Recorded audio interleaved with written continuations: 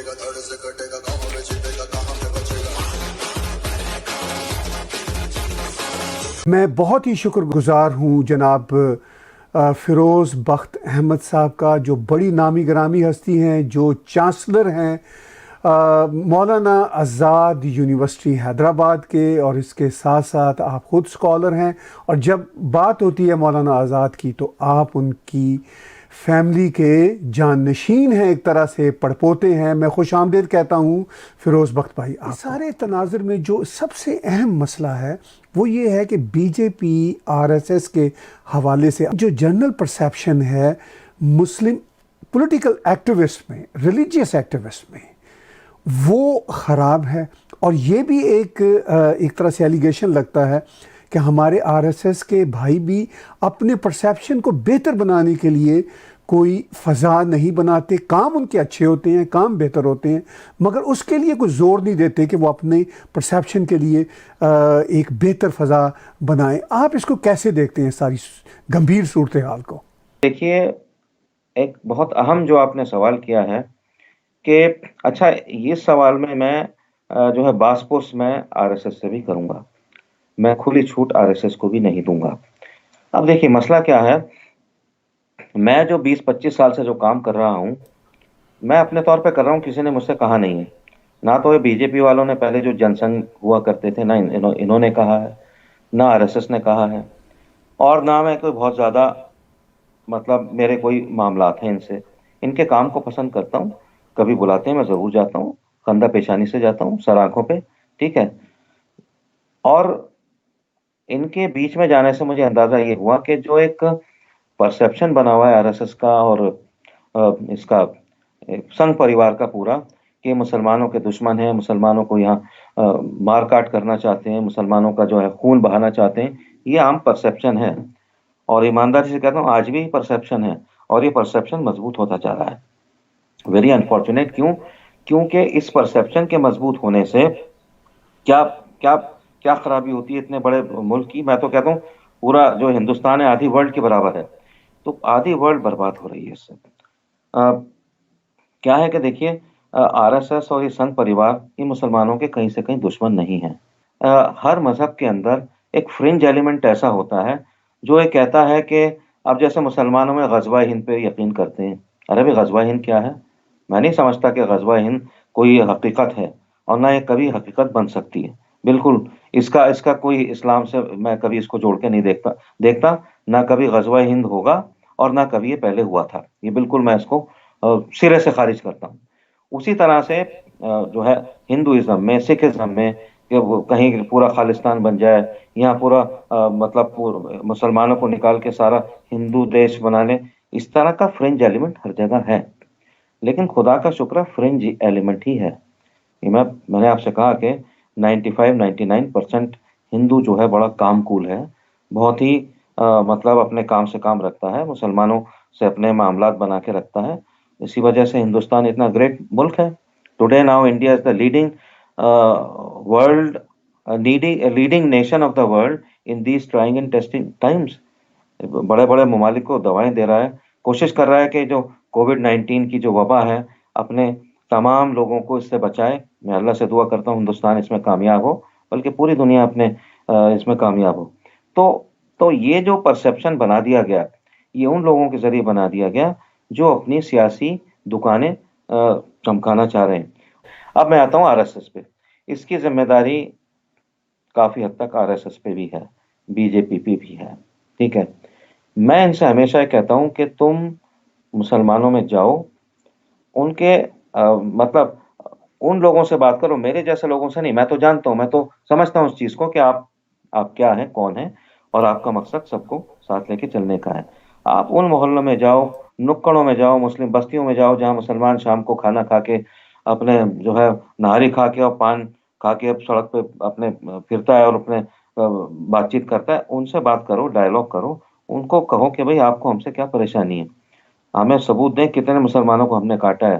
तो ज़रूरत यह है कि मैंने तो बल्कि एक दफ़ा मोहन भागवत साहब से मीटिंग थी, मैंने उनसे कहा था अपनी एक टीम बनाइए और उस टीम को उसको मदारिस में भेजिए और वहाँ पे कन्विंस कीजिए कि हम आपके दोस्त हैं, हम आपके दुश्मन नहीं हैं, और हम जो हैं, हम आपको चाहते हैं कि आप पढ़ लिख के अच्छे इंसान बने, आगे बढ़ें, अपने मजहब से भी जुड़े रहें, और ये आपकी मॉडर्न एजुकेशन है, ये भी आप जो है इसको भी हासिल करें। तो यहाँ पे मैं समझता हूँ कि आरएसएस की, बीजेपी की कहीं कमी है। इनको पूरा एक मिनिस्ट्री कहिए सरकार पर कुछ ऐसी, अब जैसे माइनॉरिटी मिनिस्ट्री है, ठीक है, अच्छा काम कर रही है अपने लेवल पे, जो कर सकते हैं, जो भी उनके पास पावर्स हैं, दे आर यूजिंग दोज, ठीक है। मुस्लिम बच्चों को जो है वो वजीफा देना, 5 करोड़ बच्चों को वजीफा दिया इन्होंने इस तरीके से, और जो मुस्लिम जो कारीगर हैं उनको भी ये देखते हैं, उनको सपोर्ट करते हैं। लेकिन एक बहुत बड़ी कमी आरएसएस में और बीजेपी में इस बात की है, एक डायलॉग इनको करना चाहिए। और अगर ये डायलॉग करेंगे, अच्छा, वक्तन फवक्तन डायलॉग करते हैं, सरसंघ चालक आते हैं। सरसंघ चालक ने, मोहन भागवत ने 2 साल पहले विज्ञान भवन में आके ये बात बवांगे दहल कही थी, और क्लियर अल्फाज में कही थी कि हिंदुस्तान की जो तरक्की है, हिंदुस्तान आज जहां भी है, उसमें बहुत बड़ा कंट्रीब्यूशन मुसलमानों का है, और मुसलमानों के बगैर हम हिंदुस्तान हिंदुस्तान की कल्पना भी नहीं कर सकते। ये बात उन्होंने कही थी। अच्छा, बहुत अच्छी बात है। अफसोस की बात है कि मुसलमान इसको लेते नहीं। उसी तरह से वजीर आजम ने 2 बड़ी अच्छी बातें कही थी हिंदू मुस्लिम के डायरेक्ट ताल्लुक से। उन्होंने एक मीटिंग में 6 जून 2015 में उन्होंने 30 इंटेलेक्चुअल्स और तमाम उनको बुलाया था, मदारिस से लोगों को, और उसमें वजीर आजम ने 2 बातें कही थी। पहली बात तो ये कही थी कि मुसलमान हमारी संतान की माफिक हैं, हम उनके साथ बराबरी का सलूक करना चाहते हैं, नंबर 1। नंबर 2 बात जो नरेंद्र मोदी ने कही थी, वो ये थी कि हम हर मुसलमान के एक हाथ में कुरान, सीधे हाथ में कुरान, और एक हाथ में कंप्यूटर देखना चाहते हैं। ये बात 2015 में कही, जून में कही। ठीक 1 साल पावर में आने के बाद अब मुस्लिम तबके को चाहिए था, मेरे जैसे लोगों को नहीं, आम लोगों को, मैं तो समझता हूं उनकी बात, कि यार ये वजीर आजम ऐसी बात कर रहा है, चिपट जाना चाहिए था, लिपट जाना चाहिए था मोदी से, कि लाओ लाओ हमें कंप्यूटर दो, हम एक हाथ में, कुरान तो है ही हमारे पास, कुरान तो हम आपसे नहीं लेंगे, हाँ कंप्यूटर हमें दे दो। मगर नहीं। तो और वो क्यों? क्योंकि ढक्कन कसा हुआ है उन 20-25 लोगों ने, जो मोदी को गालियां बकते हैं, जो हिंदुस्तान को गालियां बकते हैं, जो आरएसएस को गालियां बकते हैं। तो ये बड़ा मसला है। इस होल से मैं समझता हूं कि आरएसएस को भी मुसलमानों को बाहर लाना होगा। क्यों? देखिए क्या वजह है इसकी। 25-30 करोड़ मुसलमान हैं, ठीक है, तो इनको मुस्लिम फ्री भी नहीं हो सकते, ठीक है ना, मुस्लिम फ्री नहीं हो सकता है देश, यहीं रहेंगे, इनको सबको मारा नहीं जा सकता, दैट इज इम्पॉसिबल, ठीक है, इनको मुस्लिम देशों में भी नहीं भेजा जा सकता, ठीक और है, ऐसी कोई ख्वाहिश इनको भी नहीं है, कोई मारना भी नहीं चाहता, ख्वाहिश भी इनको नहीं है। भेजना मैं भी मैं नहीं एक्सट्रीम चाहता। पे जा रहा हूँ, मैं एक्सट्रीम पे जाके बात कर रहा हूँ, जी। एक्सट्रीम पे जाके बात कर रहा हूँ। इनको मुस्लिम देशों में भी भेजा जा सकता, ऐसी किसी की ख्वाहिश नहीं है। कई बार फ्रेंच की तरफ से ऐसी बात आती है, तो मैं क्लियर करना चाह रहा हूँ, इन लोगों की ऐसी कोई मंशा हरगिज हरगिज नहीं है। अब क्या है, आए दिन ये जो 20-25 लोग ढक्कन कस देते हैं, अब परेशानी है, मूंग दलते रहते हैं ये सीने पे, कि जी मोदी ऐसे हैं, वो वैसे हैं, और जमाती ये सर सबको लेकर के, और फिर ये है कि वो गफूरुल इस्लाम खान साहब ने शिकायत करी हिंदुस्तान की। अरे भी तुम्हें शिकायत करनी है मेरे भाई, यहाँ यहाँ मोदी जी से शिकायत करो, अमित शाह से शिकायत करो, आप राजनाथ सिंह से शिकायत करो, जो कोई और करीबी है आपका सिस्टम में, उससे शिकायत करो। आप वहां कहाँ पहुंच गए हैं? ये जो अरब नेशंस है, ठीक है, मेरी कोई रंजिश नहीं है अरब नेशंस ने, लेकिन अरब नेशंस कब कब आपके साथ खड़ी हुई? ठीक है, हर हर वक्त आपका, अरे फलस्तीन, अरे मिस्र, अरे ये, अरे वो, ये लोग कब आपके साथ खड़े हुए आके? ठीक है, कांग्रेस के राज में छोटे बड़े 2 लाख दंगे हुए, क्या कोई तुर्की से आके किसी ने मदद की आपकी? किसी ने आपको खाना दिया जब जब लोग मारे गए और कैंपों में थे, और वहां किसी का घर घर का मर्द मारा गया, किसी का बच्चा मारा गया, औरत मारी गई, तो क्या इन्होंने आपकी मदद? आप क्यों करते रहते हो, हाय फलस्तीन, हाय ईरान, हाय तुरान, हाय फलाना, हाय तुर्की है? ठीक है, गुड विशेस सबके लिए होनी चाहिए, लेकिन ये कोई तरीका नहीं है। जैसे वो आजम खान पहुंच गए थे यूनाइटेड नेशंस, रोते बिलखते हुए कि अरे मुसलमानों के साथ इतनी नाइंसाफी हो रही है। अरे तुमने इतनी बड़ी यूनिवर्सिटी बना ली, और फिर तुम यूनिवर्सिटी बनाने के बाद मतलब पिन मारे जा रहे हैं, अब वो आपके हाथ से गई। तो इस तरह के जब खुराफात आप करेंगे, तो उसका नतीजा यही होगा।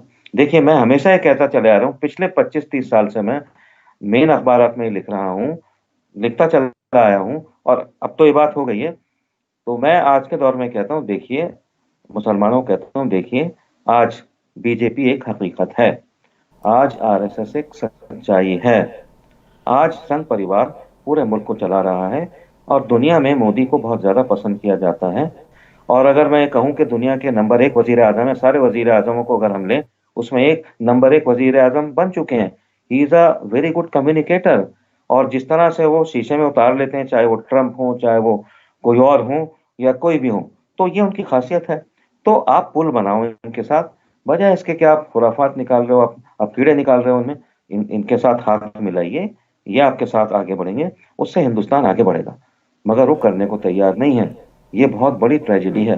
कोशिश कर रहा हूं मैं, जब तक जिंदा हूं कोशिश करता रहूंगा कि संघ परिवार में, आरएसएस में, मुसलमानों में पुल बने और ये एक दूसरे के पूरक बने, कॉम्प्लीमेंट्री बने एक दूसरे के, बजाय इसके के तो इसमें थोड़ी सी कमी आरएसएस की भी मैं मानता हूं। इनको चाहिए कि गरीब मुस्लिम तबकात में जाएं, आप जैसे लोगों को भेजें और लोगों को भेजें, या कोई एक अपनी टीम बनाए। और ये अगर कह के इनकी टीम कहेगी ना हम तुम्हारे दुश्मन नहीं है, हम तुम्हारे दुश्मन नहीं है, तो उसका बड़ा फर्क पड़ेगा। मगर ये लोग करते नहीं है। अब इसकी क्या वजह है मैं नहीं समझता, लेकिन अगर कुछ लोग आरएसएस के मेरी ये बात सुन रहे हैं, तो उनको ऐसे टीम्स बनानी चाहिए मुस्लिम मोहल्लों को। क्योंकि देखिए, मुस्लिम्स को, इनको काउंसल करना, इनको एजुकेशन के रास्ते पे लाना, इनको पीस और ये समझिए कि अमन के रास्ते पे लाना है। तो बहुत अमन पसंद है, 90% मुसलमान अमन पसंद है, और बाकी जो 10% है वो भड़का दिए, भटका दिए और बहला दिए जाते हैं। ठीक है, तो अगर ये काम कर दे आरएसएस और बीजेपी, इस तरह का एक सिस्टम बना दे कि सारे मुस्लिम मोहल्लों में, right from Gujarat to West Bengal, from Kashmir to Kanyakumari, तो हिंदुस्तान एक जन्नतुल फिरदौस बन जाएगा। तो देखते हैं क्या होता है।